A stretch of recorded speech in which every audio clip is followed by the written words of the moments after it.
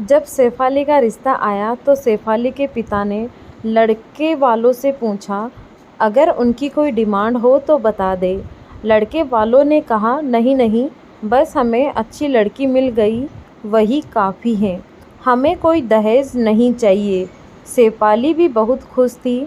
चलो, उसको कितना अच्छा प्यार मिला, वरना आज के दौर में बिना दहेज की शादी कौन करता है। सैफ की शादी बिना दहेज के खुशी खुशी संपन्न हुई थी, जिससे उसके घर वाले भी बहुत खुश थे और दामाद और समधी की तारीफ करते नहीं थकते थे।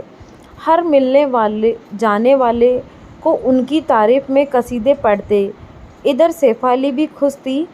अभी शादी को 1 महीना ही हुआ था तो रिश्तेदारों का आना जाना लगा रहता था और सबको ये बात बताई जाती थी कि हमने तो बिना दहेज के लिए शादी की है, जबकि हमारे बेटे को कितना दहेज मिल रहा था। पर हमें तो अच्छी और खूबसूरत लड़की चाहिए थी बस, इसीलिए हमने लड़की देखी, दहेज नहीं। शुरू में तो सैफ को ये बातें आम लगती थी, पर उसे हर बात के बाद और हर रोज़ ये बात सुनने को मिलने लगी। कभी सासू माँ कहती, बहू तुमने ज़रूर सोने के गौरी की पूजा की होगी कि बिना दहेज के इतना अच्छा परिवार और इंजीनियर पति मिला, वरना मोटा दहेज देने पर भी ना मिलता ऐसा परिवार। अब हमें ही देख लो, कितना दहेज देके तो हमने अपनी बेटियों की शादी की, तब जाके तो अच्छा परिवार मिला, वरना इस ज़माने में हमारे जैसे लोग कहाँ। दोनों नंदों का भी वही हाल था। हर बार की एक बात कि हमारे तो भैया और माँ बाप का दिल देखो कितना बड़ा है, जो एक पैसे ना लिए आपके घर वालों से, आपको तो सब फ्री में ही मिल गया। ये बातें सैफ को अब सुन के चिढ़ आने लगी थी।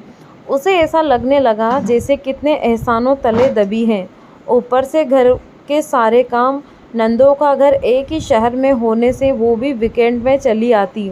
बच्चे और पति के साथ तो सबकी पसंद का खाना अलग अलग बना के खिलाते हुए उसका पूरा ही दिन निकल जाता।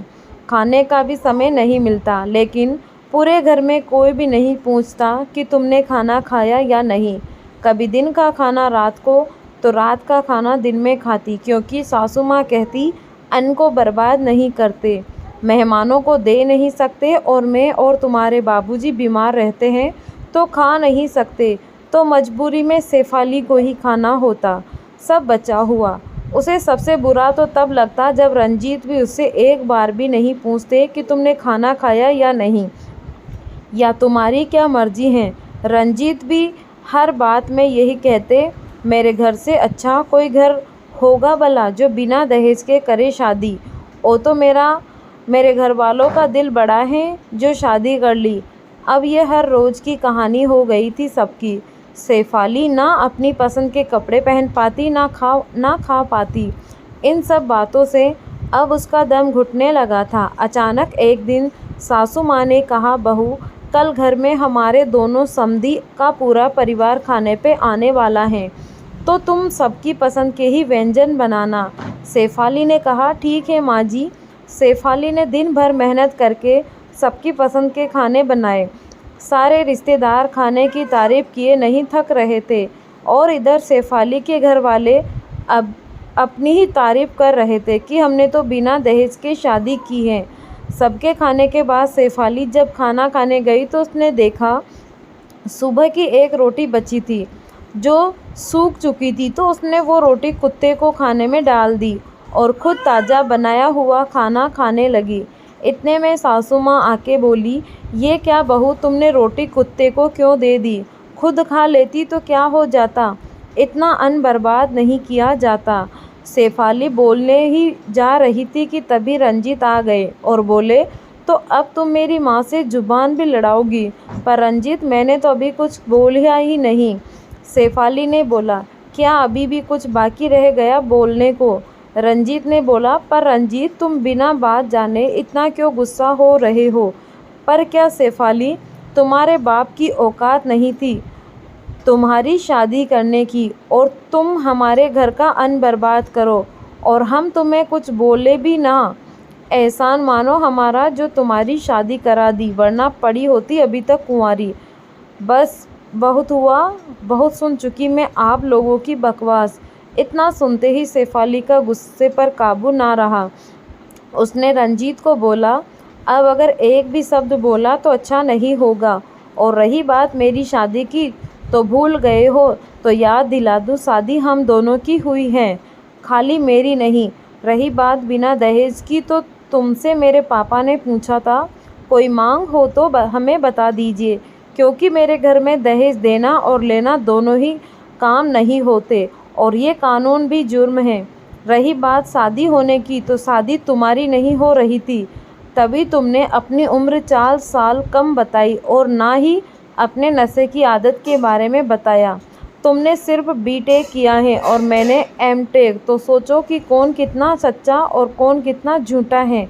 और तुम लोगों का बड़ा दिल, जो अपनी बहू को अच्छा खिला नहीं सकता, वो दिल का या दिमाग का भला या बड़ा आदमी कैसे हो सकता है? दहेज चाहिए हो तो तुम लोगों को महान बनने का ढोंग क्यों किया?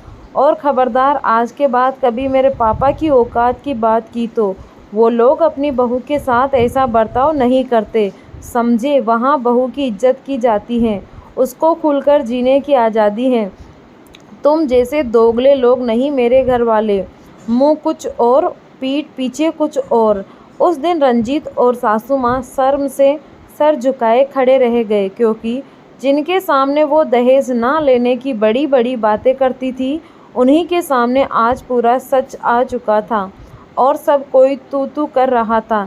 ये एक काल्पनिक कहानी है, पर आए दिन समाज में दहेज के नाम पर हर लड़की और उसके परिवार को इसका सामना करना ही पड़ता है, जिसे हम सबको मिलकर ख़त्म करना होगा।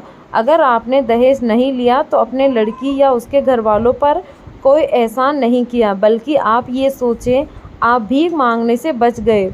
दहेज लेना एक भीख ही तो है।